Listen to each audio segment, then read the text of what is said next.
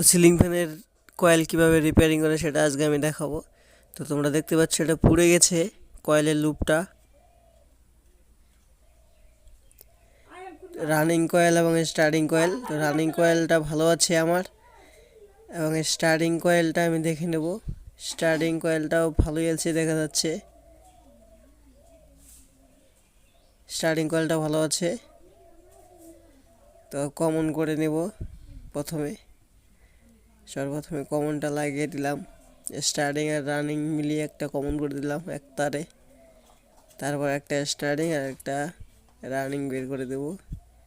তো অবশ্যই ঝালাই করতে হবে, বেঁচে থাকা তারটুকু কেটে দিলাম, ভালোভাবে ছোলটা দিয়ে ঝালাই করে নিতে হবে। তো কয়েলটা আমার ঠিক হয়ে গেল। তো আমি এখন বাইরের তারের মধ্যে চেক করব। দেখতে পাচ্ছ কয়েলটা ভালো আছে।